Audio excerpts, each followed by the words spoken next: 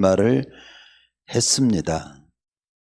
왜 그런 말 했을까를 이렇게 한번 잠시 생각해 보면, 인생을 다 살고 나서야 내가 인생을 이렇게 그렇게 살면 안 되는데 잘못 살았네. 그렇게 된다면 그보다 안타깝고 슬픈 일은 없을 것 같아요. 그렇기 때문에 인생을 가능하면 일찍 어떻게 살아야 잘 사는 것인가를 이렇게 깨닫고 살면 그것이 최고 복된 삶이라고 생각이 듭니다. 그래서 그 철인 피타고라스는 가장 중요한 일 중에 가장 우선적으로 정말 뽑으라면 인생을 어떻게 살아야 잘 사는 것인가를 알려주는 일보다도 중요한 일은 없다, 그렇게 말을 했던 것 같습니다. 그런데 성경은 벌써 그것이 중요한 걸 아시고 그런 일이 없도록 나에게 주어진 한 번의 인생을 잘 살아가도록 주어진 말씀이 전도서예요. 오늘은 그 인생을 어떻게 살아야 잘 사는 건가 하는 그런 쪽에 초점을 맞추고 그 중에 한 가지 제목인데 아주 중요한 제목이에요. 한마디로 줄이면 너는 한 번의 인생을 살아갈 때 소유를 목적 삼지 말고 존재를 목적 삼고 살아야 한다는 말씀을 해주시는 본문이 바로 2장 1절에서 11절의 내용입니다. 여러분 지금 다 읽었지만 이 대체 무슨 내용인가 참 조금 어려워요.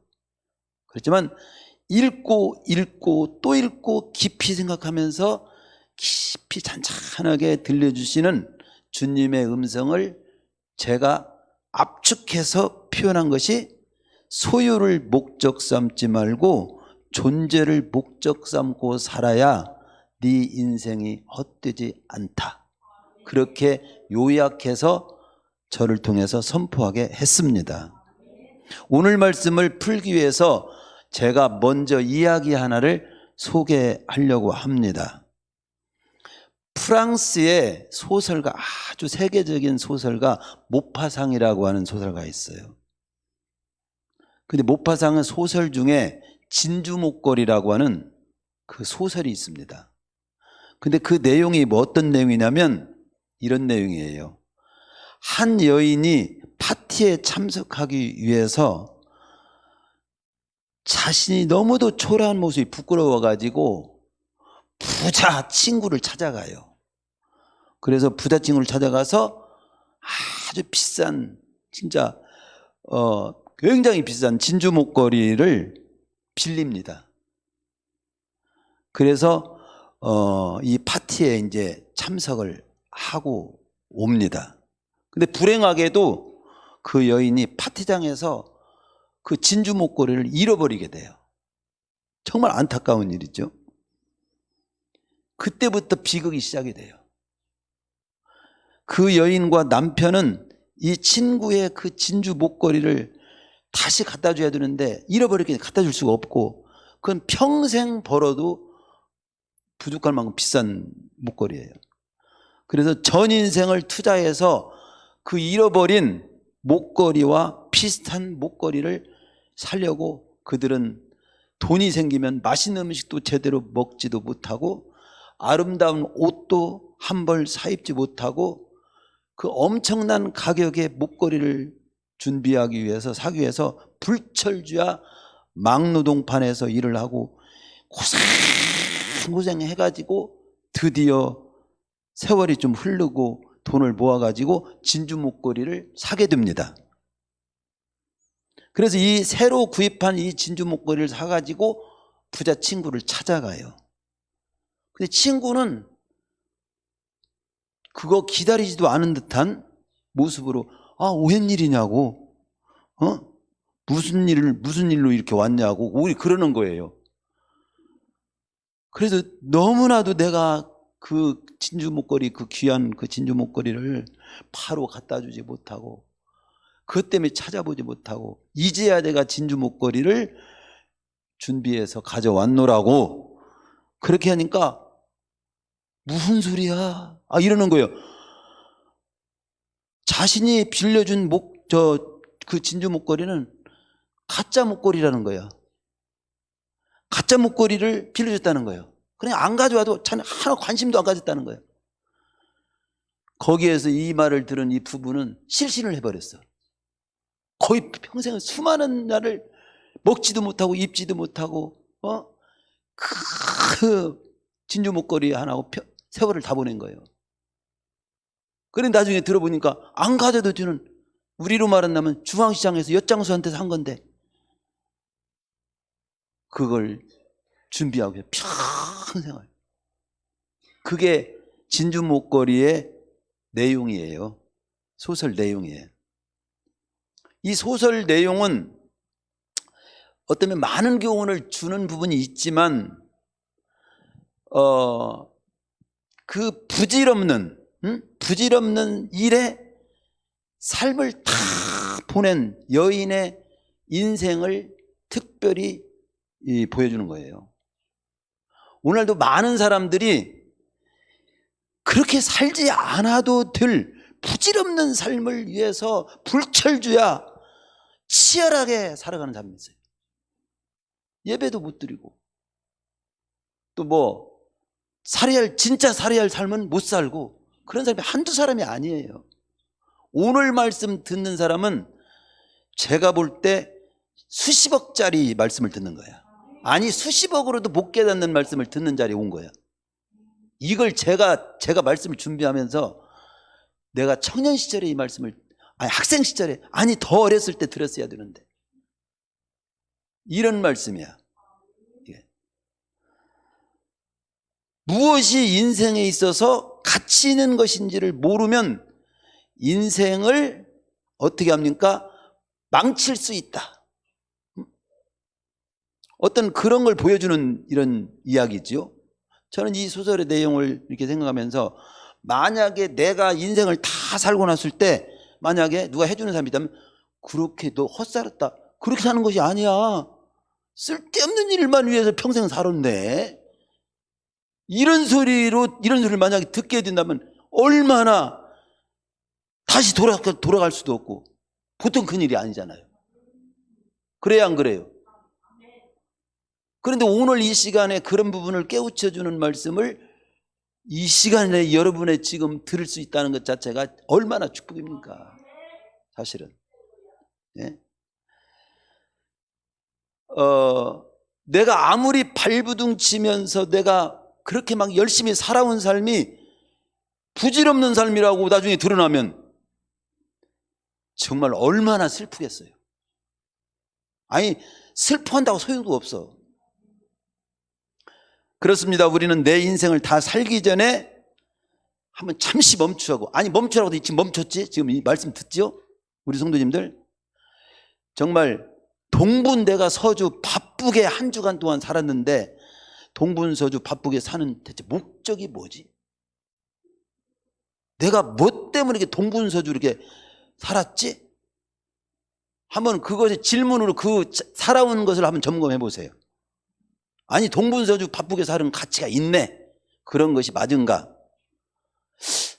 또 내가 사는 이유가 지금 뭐지? 한번 그런 생각을 해보셨어요? 내가 사는 이유가 대체 뭐예요? 자식 때문에 사는 거야, 남편 때문에 사는 거야, 아내 때문에 사는 거야, 부모 때문에 사는 거야? 대체 내가 사는 이유가 뭐지? 나는 대체 무엇을 위하여 울고 무엇을 위하여 웃는가? 내가 가장 슬퍼하는 것은 뭐 때문에 슬퍼하고, 내가 가장 기뻐하는 건 어느 때 기뻐하는 거지? 애기들은요, 과자 줬다가 뺏기만 해도 울어요. 그러면 어른이 과자 줬다고 하루 종일 우는 어른이 있어요? 이상하잖아. 나는 무엇 때문에 울고 무엇 때문에 웃는가 한번 생각해 보라 이 말이야. 내가 속상하게 생각하는 것이 대체 한번, 나 뭐 때문에 속상했어, 한번 속상하면 써놔봐. 아이고, 이것 가지고 내가 그렇게 하루 종일 속상해하고 마음을 그렇게 무겁게 하고 살았단 말이야. 내가 이런 존재밖에 안 되는가? 그걸 깨닫게 될 겁니다. 정말 내 몸을 바칠 곳이 어딘가? 꼭 짚고 넘어가야 할 질문이에요. 그 질문의 답을 오늘 말씀을 통해서 우리가 듣게 되는 거죠. 이 인생이라고 하는 건 항상 말씀하지만 열심히 사는 것 중요해요. 부지런히 사는 것 중요합니다. 치열하게 사는 것 중요하죠. 그런데 그것보다 더 중요한 것은 무엇을 위하여, 방향이 더 중요한 거예요. 무엇을 위하여 내가 치열하게 살아야 되는가. 인생의 방향. 그러니까 항상 말씀드리지만 옛날 중국에 한 청년이 북쪽에서 전쟁이 터졌다는 소식을 듣고, 우리가 이제 강원도에 불이 났으니까 불 꺼러 가야 되겠다 하듯이 전쟁이 터졌다는 소식을 듣고 급히 칼을 집어들고 완전 무장을 한 채 집에 있는 말을 잡아타고 전쟁터로 막 달립니다. 한참을 달려가는데 아는 노인 양반이 만났어. 노인 양반이 어디로 그렇게 가? 멈추게 했습니다. 어디를 그렇게 급히 가는가? 그러니까 저는 기필코 이기기 위해서 갑니다. 전쟁터로. 막 이렇게 하는 거예요. 그래? 나도 그 전쟁이 일어났던 거 알지만 그 자네가 이긴다는 보장이 어디 있는가? 아니, 제가 이기기로 갑니다. 정복할 겁니다. 이러고 그런 거예요. 저는 용기 백배하고요. 제가 지금 칼은 예리하게 갈았고요. 제 말은 얼마나 빠른지 모르실 거예요. 신속하게 거지가 없습니다. 할아버지가 이렇게 해요. 그런데 자네 지금 용기도 백배하고 칼도 뭐 좋은 칼을, 예리한 칼도 가졌고 말도 잘 달린다고 하지만 지금 자네가 전쟁은 지금 북쪽인데 남쪽으로 달리고 있잖아. 이 얘기를 해준 거예요. 필요 없습니다. 그러고 달리는 계속. 아니, 전쟁은 이쪽에서 나는데 좋은 칼을 가졌고 좋은 말을 가졌고 용기가 있는데 무슨 소용이에요? 엉뚱한 데로 가는데. 강원도에서 불 났는데 저쪽 서울로 가면 뭐해? 즉 이 얘기는 전쟁이 터진 곳은 북쪽인데 남쪽으로 달리고 있는, 방향이 잘못되면 그 좋은 말도 필요 없고 예리한 칼도 필요 없고 용기 백배도 필요 없다 이 말이잖아요. 다 쓸모가 없게 되는 거예요. 네? 속도보다 방향이 중요하다는 말 많이 듣잖아요. 삶의 실제로 여러분 그걸 잠시 멈춰서 내 인생이 지금 제대로 가고 있는가? 인생에 있어서 방향을 잡는 것보다 중요한 건 없어요. 힘을 기르는 거 좋지요. 자원이 막 풍부한 거 좋지요. 기술이 있는 거 좋지요. 총동원할 수 있는 조직력 다 좋습니다. 그러나 목적과 방향이 잘못되면 그 모든 건 도루묵이 되는 거예요. 말짱 헛것이 된다 이 말이잖아요. 이게요.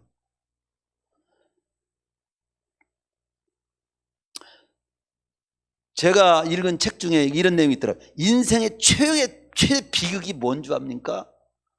실패하는 것이 비극이 아니라 쓸데없는 일에 오히려 성공하는 것이 비극입니다.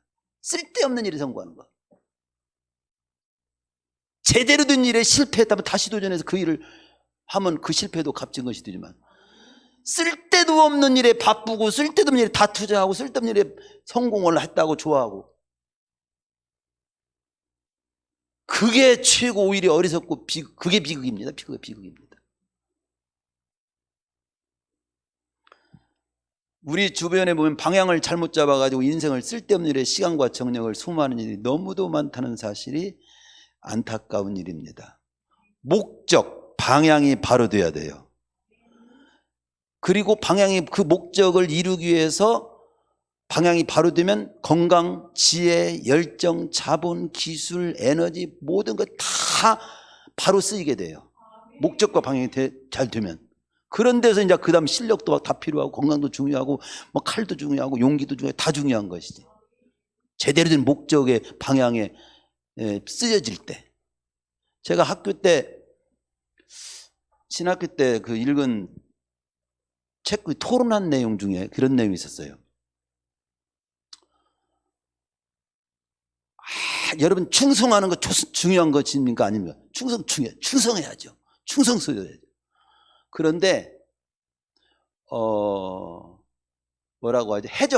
해적선. 다른 사람 막 도둑놈들 해적선 있잖아요. 해적선에서 충성하면 잘하는 겁니까? 어때요? 충성이 좋지만 어디에서 충성하느냐 중요하지. 앞잡이 노릇 길의 안내자가 돼. 좋아, 굉장히 중요한 일이야. 그런데 예수님을 잡아 죽이는 일에 앞잡이 노릇하는 사람이 가룟 유다잖아요. 누구의 앞잡이, 무엇을 위한 앞잡이가 되느냐. 시간을 잘 사용하는 거 굉장히, 시간 쓰는 거 중요하지. 무엇을 위한 시간이냐가 굉장히 중요하지. 간단한 질문들이지만 하나님 앞에서 말씀 앞에서 우리를 정리하는 거예요. 오늘 말씀 1절에 11절까지 한 절 한 절을 다 공약하셔야 하는 내용을 보다면 끝이 없는 내용이에요. 이게 많은 내용입니다. 그런데 이 내용을 저도 처음에 이걸 읽고 뭐 주석서도 보고 여러 가지 하지만 제 마음에 흡족하게 정리가 안 됐어요. 근데 딱 두 가지를 저에게 알려줬습니다. 이 본문을 잘 봐라. 여러분 봤어요? 한번 잘 보세요. 뭐가 눈에 띕니까? 여러분 눈에 띄는 게 뭐예요? 다 혼동스럽네요. 이렇게 생각이 돼. 내가 웃음에 관하여 말하기를 내가 어떻게 마음을 지혜로 다스리면 술로 내 육신을 즐겁게 할까? 사업을 크게 했다. 뭐 노비들도 많이 사고 팔고도 하고 뭐 이랬다. 처첩도 많이 둬봤다. 뭐 이런 내용이 많이 있습니다. 그래서 어쩌다는 건가? 다 해보니 헛되다. 이런 내용이 나오거든요. 근데 딱 눈에 띄는 것을 제가 보여드릴게요. 본문의 모든 내용의 주인공이 지금 주어가 뭘로 두고 있어요? 나, 내가. 즉 여기 1절에도 나는, 2절에도 내가, 3절에도 내가, 4절에도 나의 사업을, 5절에 나를 위하여, 9절 내가 이같이, 10절 무엇이 내 눈이 원하는 대로, 11절 그 후에 내가 생각해 본 적. 주어가 납니다. 한마디로 본문의 저자는 자신 중심으로 어떻게 하면 내가 헛되지 않고 천만족을 삶을 살 수 있을까? 어떻게 하면 즐겁게 살 수 있을까? 여러 가지를 막 해보고 먹어보고 누려보고 가져봤다 이 말이야. 한마디 줄이면 내가 해보고 싶은 거 다 해보고 또 뭐 보고 싶은 거 보고 누려보고 싶은 거 누려보고 소유하고 싶은 거 다 소유해봤어. 시험 삼아 내가 다 해봤어. 시험 삼아라는 말이 나오지. 왜 시험 삼아? 시험적으로. 응?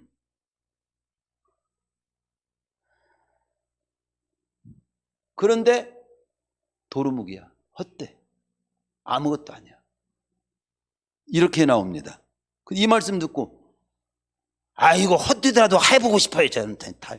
이런 생각이 여러분도 들을 수 있어요. 에이 그래도 다 먹어보고 싶어요. 사람들은 하나님 없는 사람들은 다 그게 목적입니다. 가능한 한 많이 해보고 많이 먹어보고 많이 구경해보고 여한없이 가져보고 입어보고 누려보고 그 목적을 향해서 지금 불철주야 막 뜁니다. 나도 그렇게 살았네 이런 생각이 드는 사람이 여기 있어요. 내가 그랬어요. 나도 좀 더 가져보고 더 좋은 집도 가져, 더 좋은 입도 한번 입고 더 구경 좀 하고 이번 주 말로 내가 봄에 내가 어디 가려고 내가 여러 군데 정해놨습니다. 막 이런 사람도 있고 다 그러고 살아요. 다. 근데 전도서는 내가 대표적으로 다 해봤어. 근데 해보면 너도 알 거지만 도루묵이야. 다 헛거야. 이렇게 나옵니다.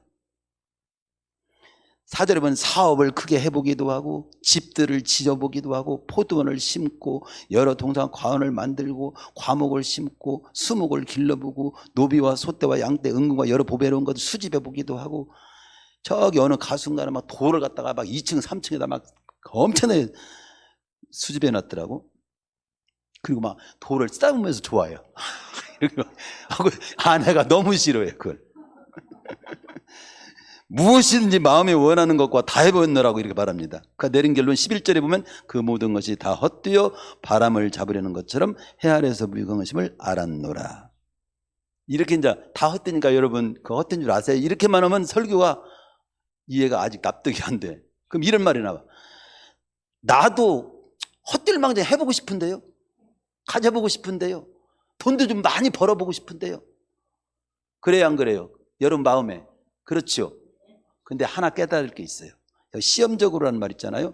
인생은 시험적으로 살게 돼 있지 않아요. 시험적으로 살게 돼 있지 않아요. 해보고 살게 돼 있지 않아요. 살아보고 살게 돼 있지 않아요. 그냥 살아야 돼요. 그렇죠? 그런데 전두세는 지혜로운 자는 다른 사람의 실패를 교훈 삼고 나는 실패하지 않는 삶이 지혜로운 삶이에요. 경험해보지 않고 경험해본 사람 것을 가지고 나는 잘 사는 것이 지혜예요. 실제는 그런 걸 떠나서 우리로 인간 인생이라고 하는 것은 지금 내가 한번 시험해봐야지. 시험해보는 그 자체가 이미 살고 있는 거야. 이미 살고 있는 거야. 시험해보고 살 수 있도록 돼 있지 않아요. 예를 들어서 내일을 시험해본 사람 있어? 내일 살아본 사람 있어? 절대 못 삽니다. 오늘을 그냥 언제나 오늘 사는 거야. 오늘 주어진 날 만난 날 그냥 사는 거지. 그래서 성경을 주신 겁니다. 우리는 하나님의 말씀으로 인도받고 믿음으로 살게 돼 있어요. 시험해가지고 경험으로 살게 돼 있지 않아요. 오래 역사는 교훈 정도로 참조 정도지 더 깊이 보면 인생은 시험적으로 살게 돼 있지 않고 하나님의 말씀에 인도를 받아서 믿음으로 살게 돼 있어요.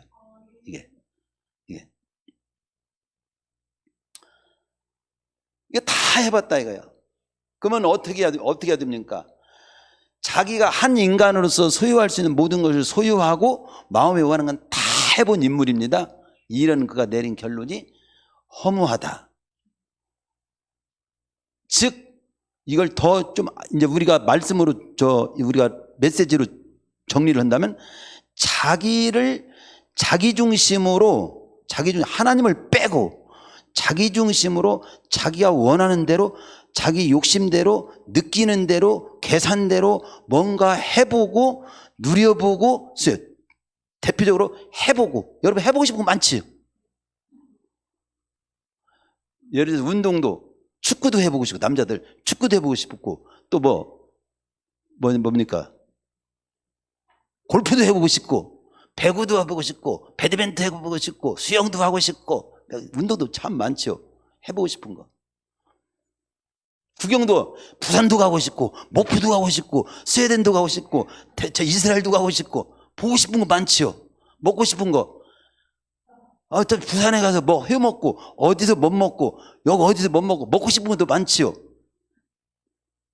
내 중심으로 해보고 싶은 거 또 내보고 싶은 대로 보고 싶은 거 내 중심으로 내가 누려보고 싶은 거 그리고 소유해보고 싶은 거 다 헛되다라고 해요.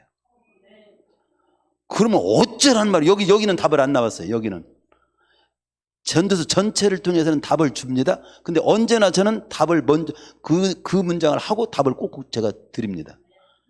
전체를 보고 대답해 주는 이 속에 들어있는 답을 하나님이 주신 답을 봐요. 무엇이 여기 문제냐면요, 내가 느끼는 대로 내가 원하는 대로 내가 가지고 싶은 대로 내가 먹고 싶은 대로는 것은 끝이 없어요. 끝이 없어요. 그리고 결국은 추후에 먹어보고 입어보고 가져봐도 빈손이에요. 추후에 빈손이에요. 빈손이 되는 거예요. 그래서 허무한 거예요. 헛된 거예요. 그럼 어쩌라는 거죠? 주어를 바꿔야 돼요. 내가가 아니라 나를 지으신 하나님이 주어가 돼야 돼요. 주어가 돼서 내가 주어가 돼가지고 내가 원하는 대로가 아니라 내가 너를 지었을 때는 만들었을 때는 이런 목적으로 지었어. 이걸 깨닫고 그 목적을 따라서 존재해야 제대로 되는 거예요. 예를 들어서 자 보세요. 마이크가 있습니다. 마이크가요 지 생각에 껌정물을 들이고 한마디로 아주 여기 모습을 멋있게 하고 먹칠을 하고 별걸 다 해봤어. 그런데도 만족이 없는 거예요. 이 만족을 어떻게 하면 만족할 수 있냐? 여기를 더 빨간물로 칠해볼까? 또 여기다가 깨끗이 씻어볼까? 뭘 해볼까? 옷을 입혀볼까? 요즘 사람들이 강아지를 옷을 입혔다가 뭐 머리를 짬매줬다가 뭐 여러 별 요랑을 다 그 인간이 하는 일들이에요. 해봤다 봤다 이렇게 끓이고 다녔다가 우리 아들이라고 했다가 업고 다녔다가 막 다 자기 중심으로 다 해보는 거거든요. 그렇게 해갖고는요, 성경에서 보는 원리로는요, 이거 평생을 못 깨닫는 도가 뭐냐면요, 평생 너는 그렇게 해봐도 결국은 빈손일 것이고 허무하게 될 것이고 헛것일 것이고 쥔기 없을 거다. 그게 결론이에요. 그런데 어떻게 하면 결론이 헛되지 않냐면요, 이 마이크가 주인을 만났을 때 주인이 너는 이 소리를 크게 하는 이 마이크로서 만드는 거야. 이걸 깨달았을 때 그때 딱 만족이 되는 거예요. 지은이가 지은 목적을 깨닫고 목적대로 존재할 때 그게 존재 목적이에요. 소유 목적은 뭔가를 해보고 만져보고 가져보고 하는 것이 소유 목적이라는 말로 표현한 것이고, 존재 목적은 존재케 하신 그 하나님이 너를 만들었을 때는 내가 이렇게 살으라고 만들었어. 이렇게 누리면서 살으라고 만들었어. 이런 곳을 향해서 가라고 출발시킨 거야. 그 존재 목적을 지은이만이 아는 거예요. 그러니까 창조주 지은이가 없는 사람은 계속 헤매게 돼 있어요.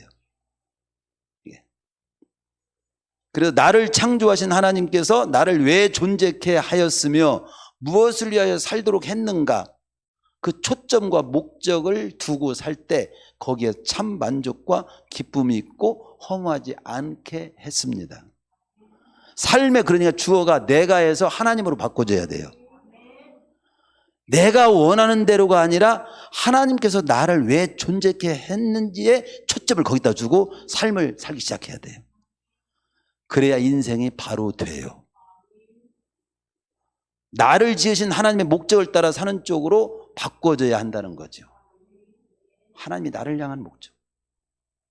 근데 안 믿는 사람은 그걸 죽었다 깨어나도 몰라요. 나를 향한 목적을. 믿는 자는 아무리 초등생이라도 하나님이 나를, 우리 집에 왜 오셨네요? 나를 구원하시기 위해서 오셨대요. 나를 왜 살게 했을까요? 너는 이렇게 살아. 하나님의 영광을 왜 살아? 그런 목적을 알게 됩니다. 그리고 너에게 주어진 은사는 이거야. 그 은사를 잘 활용해서 하나님께 영광이 되고 세상에 유익하게 하고, 그렇게 하고 너는 보람있게 보람을 먹고 살아봐. 거기에서 딱 만족이 되는 거예요. 그래서 제가 이 책 제목을 이 책이 뭐냐면요, 소유냐 존재냐야. 이 책의 제목, 오늘 제목은 똑같은 제목. 에리 프롬이라고 하는 사람이 지은 책입니다. 이 책을 제가 읽어봤어요. 이 책에 제 소유냐 존재냐는 이 책에서 딱 이 책을 말하는 것은 요약하면 복잡해. 이게 실제로 읽으면 복잡합니다. 그런데 딱 핵심적인 것은 그겁니다. 우리가 삶의 양식은 두 가지 양식밖에 없어. 하나는 소유 양식이 있고 하나는 존재 양식이 있습니다. 근데 소유 양식으로 살면 안 됩니다. 인간은 존재 양식을 가지고 살아야 합니다. 그걸 역설합니다. 그러니까 무엇을 얼마나 해보고 만져보고 가져보고 누려보느냐보다도 가져야 되느냐보다도 어떤 존재로 살아야 하느냐에 초점을 맞춰야 됩니다. 나는 어떤 존재지? 어떤 존재로 살아야지? 거기에 초점을 맞추고 살아야 인생은 제대로 사는 거라는 것을 얘기하는 책이 이거예요. 아주 귀한 책입니다. 이거 소유냐 존재냐. 청년들 다 꼭 읽어봐야 돼. 아니 모두 읽어봐야 돼. 소유 양식에 속한 사람들은 무엇을 많이 해보거나 가지면 행복한 줄 알기 때문에 행복을 찾기 위해서 무엇을 막 해보려고 하는 거예요. 이것도 해보고 바다에 가서 수영도 해보고 이것도 해보고 이것도 해보고 그렇게 또 살으라고 막 부추겨. 그렇게. 그게 쓸모없다는 건 아니에요. 소유 양식 쪽은 무엇을 해보거나 소유하려고 하는데 생각하기 때문에 그들의 삶을 살펴보면 계속해서 무엇인가를 끊임없이 더 많이 해보고 더 많이 가져보고 몸부림치는 삶을 살게 돼 있어요. 없으면 난 안 사는 것 같은 느낌이 드는 거예요. 다른 사람은 이것도 하고 저것도 하고 저것도 하고 바쁜데 나는 아무것도 하는 것이 없어. 여행도 못하고 나는 집에서 있어. 나만 불행하네 이러고 있는 거예요. 소유 양식으로 있는 사람은 그렇게 불행을 느껴요. 그렇지 않아요. 그런데 존재 양식을 이렇게 가지고 사는 사람은 그렇지 않습니다. 조금 이 말과 비슷한 말을 한 사람이 러셀이라는 사람이 러셀이라는 사람도 두 가지 충동이 있다. 사람은 충동이 뭡니까? 어떤 행동을 하고 싶은 욕구를 느끼게 하는 마음속의 자극을 충동이라고 사전에 찾아보니까 뭔가를 해보고 싶은 거. 근데 인간은 두 가지 충동이 있다는 거예요. 하나는 뭐냐면 창조 충동, 하나는 소유 충동이 있다는 겁니다. 이게 그러니까 이 소유 충동은 무엇인가를 막 해보고 뭐 먹어보고 누려보고 가져봐야 되는 쪽의 충동. 창조 충동은 나는 각기 사람마다 타고나는 것이 있다는 거예요. 천분이 있고 그걸 개발해서 사는 거예요. 자기 존재를 증명하며 살려고 하는 충동이에요. 나는 어떤 존재냐? 내 존재를 증명하며 사는 거예요. 간장그릇은 나는 간장그릇이다. 간장그릇임을 증명하는 거예요. 이게 소유 충동은 내가 소유하기 위해서 상대방 것도 내 것으로 삼아야 되기 때문에 소유 충동적인 사람은 시기도 하고 배타적이기도 하고 이기적입니다. 그러나 창조 충동은 공유 공락할 수 있게 된다는 거예요. 함께 즐게 돼 있다는 거죠. 예를 들어서 시인은 시를 쓰면 돼. 학자는 사상을 발표하고 농부는 그냥 농사 짓고 화가는 그림을 그려. 화가는 그림을 그리는데 농사꾼을 시기할 필요 있어 없어? 내 그림을 그리는데 왜 이렇게 농사를 짓고 그래? 아이씨기나 막 이래. 상관없어. 과학자는 발명하고 각자 자기 천분, 자기 개성, 자기 생긴 대로 그걸 개발해서 하나님이 창조한 대로 하나님이 주신 살으라는 어떤 그 그릇대로 그냥 살아가는 거예요. 달리기로 말한다면 소유 충동은 1등, 2등을 가르는 거야. 언제나 긴장입니다. 근데 창조 충동은 각자 쭉 서. 네 걸음 속도대로 가. 너 잘난 대로 그냥 가. 이렇게 걸든가 팔자로 걸든가 걸어가. 각자대로 사는 거예요. 각자 모습대로, 각자 주어진 천분 따라, 각자 소질 따라, 각자 개발 따라 서로 조화를 이루면서 서로 공생, 공유, 공락 함께 나누고 함께 즐기는 거예요.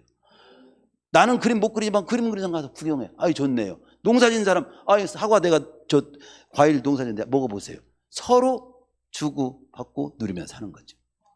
즐기면서. 그게 창조 충동, 창조 목적을 따라 사는 거죠. 이게. 따라서 인간의 진정한 행복은 소유 충동에 있지 않고 창조 충동에 있다. 즉 소유 목적을 따라 살지 말고 존재 목적을 따라 창조 목적. 얘도 몸을 봐도 알아요. 코가 입을 부러워할 필요 있어 없어? 나는 입이 좋아요. 코가. 그러면 코를 딱 잘랐어. 끝나. 코가 또 나는 여기 있기 싫어요. 머리 꼭대기 가서 있고 싶어요. 코가 여기 올라가 있어봐. 이상하잖아. 저도 이상하고 모두를 이상하게 만들어. 그냥 코는 가운데 있어야 돼. 귀가 또 나는 왜 소리만 듣는지 모르겠어요. 입은 그냥 모든 맛있는 거 다 먹고. 그래 너도 먹어봐라. 귀에다가 막 간장을 쏟아 부어봐. 어떻게 돼요? 끝나는 거잖아요. 아니잖아요. 각자 자기 위치만 지키면 각자 행복하고 서로 좋게 돼 있어. 아까 서집사님도 우리 사장님 누군가가 우리 각자 자리에서 잘 사는 것이 그게 진짜 그렇습니다. 가서 왜 예배는 여기서 드려야지. 거기 길가당에서 왜 데모를 하고 야단들이야. 기도해 줘야지. 지도해 주고 사랑해 주고 서로 야당도 교회에는 없습니다.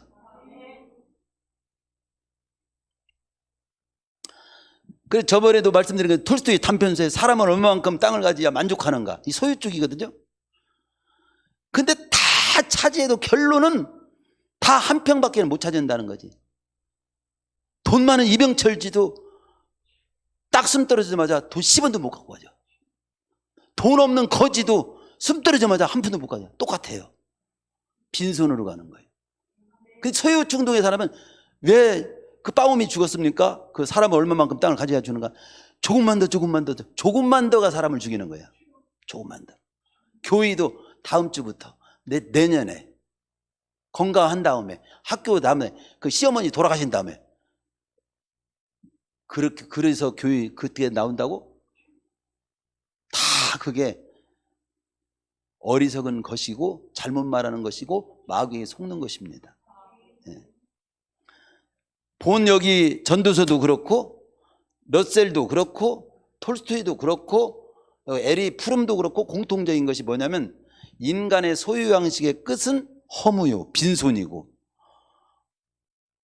즉 우리는 왜 존재하는가에 목적을 두고, 삶의 소유의 목적을 두지 말고, 너는 소유를 소유를 우선순위에 거기에 초점을 두지 말고 왜 존재한가의 목적을 두고 그다음 의미가 생겨. 그 소유도 가능. 내가 왜 존재하는가를 따라서 움직이다 보면 먹는 것, 뭐 입는 것, 소유, 자연 해야 될 필요성이 있어서 그 자연성에 따라서 되어지는 건 괜찮아요. 근데 그것이 목적이 되면 안 된다는 거지. 제가 얘기 하나만 하고 마치기 시간이 됐는데요. 수년 전에 신문을 보는데 그 내용에 그러네. 싸움소 저기 청동가에 보면 그 소싸움이 있어요. 소싸움. 그런 때가 있었던 때예요. 근데 소가 두 종류가 있다는 거예요. 비육수하고 싸움소. 비육수는 뭐냐? 살집을 키워. 그리고 한 2년 정도 키워가지고 도살돼가지고 정육점에 걸리는 소입니다.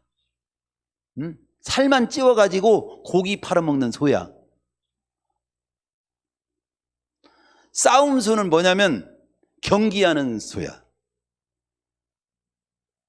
그것은 아주 힘을 막 키우고 근육도 키우고 막 용기도 임기게 하고 막 때로는 막 훈련시켜가지고 이제 청도 소 싸움에 내보내는 소지요.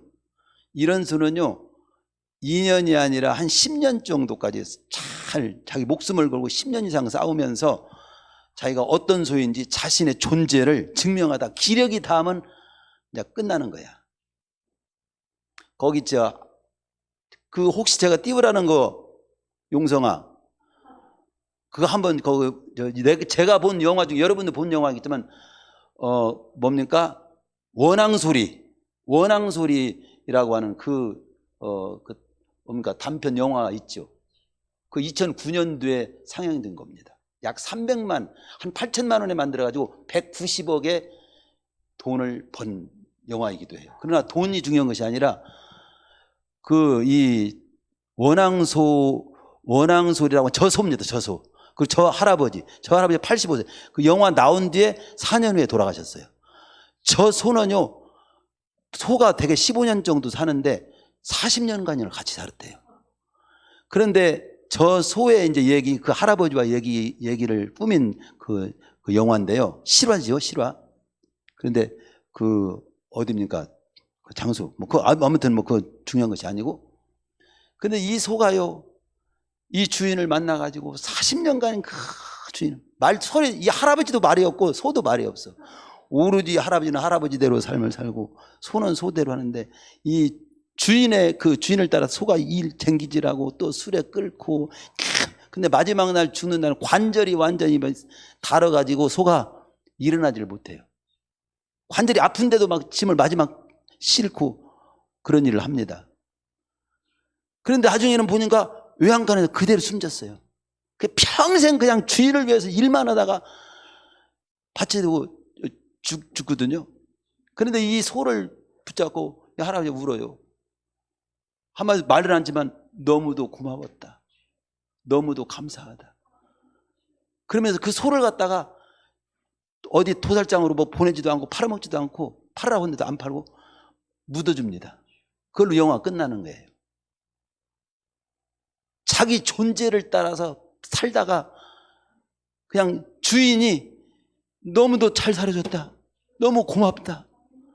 눈물로 묻어주는 그 내용이 꼭 하나님이 우리를 향해서 너는 내가 지은 목적을 따라서 너무 잘 살았구나.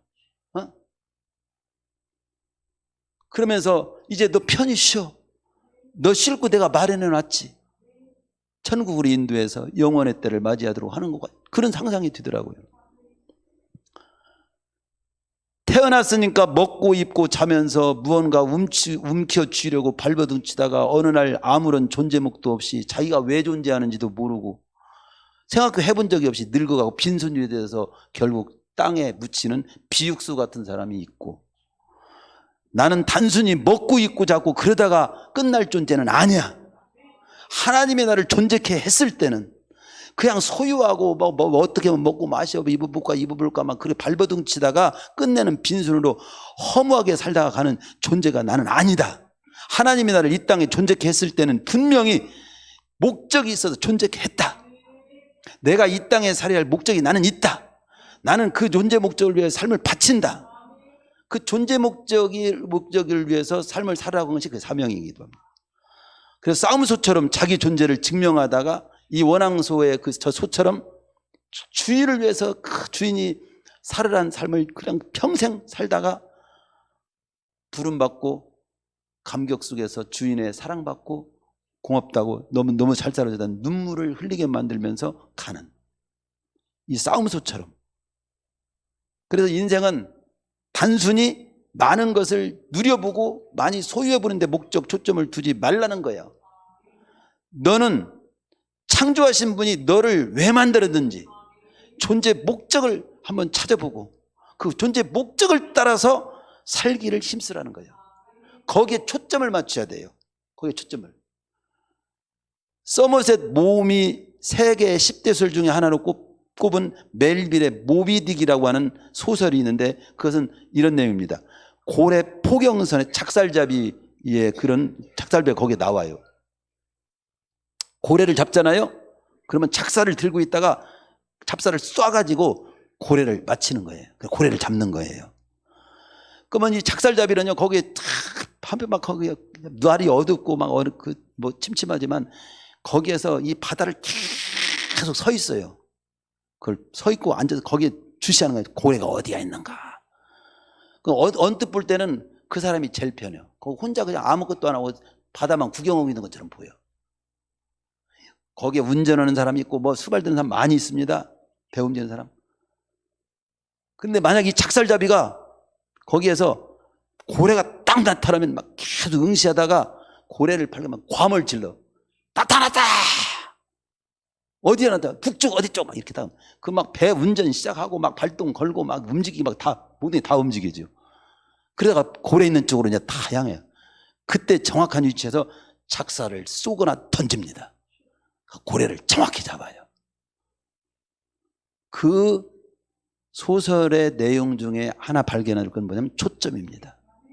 누가 뭐래도 거기에서 거기 기관사는 뭐다고 뭔 사람 다 많이 있으면 다 떠들썩고 야단이지만 나는 작살잡이야. 나는 고래만 쳐다봐. 고래. 우리가 그와 같이 내가 하나님께 초점을 딱 맞추고 하나님이 나를 존재케 한 목적.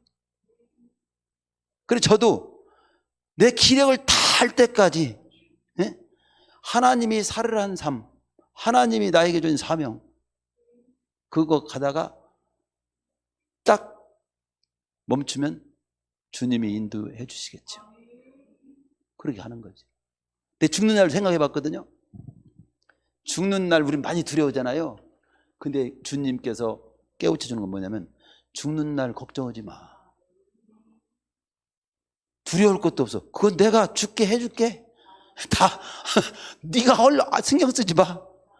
네가 신경 쓸 것은 내가 살으라고 한 날까지 살기나 잘해봐. 근데 살기나 잘할 때 소유 목적을 따라 살지 마. 내가 너를 지은 목적이 있어. 어떻게 살기를 기대하는 게 있어.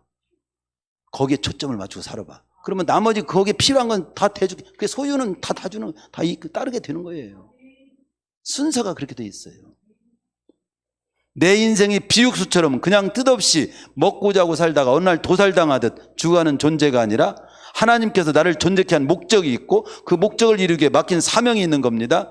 따라서 하나님 맡긴 그 사명을 이루는데 나에게 주어진 모든 능력을 총동원해서 그 사명을 완수하는 일에 우리는 생을 걸고 사는 것이 진정으로 사는 것임을 잊지 맙시다.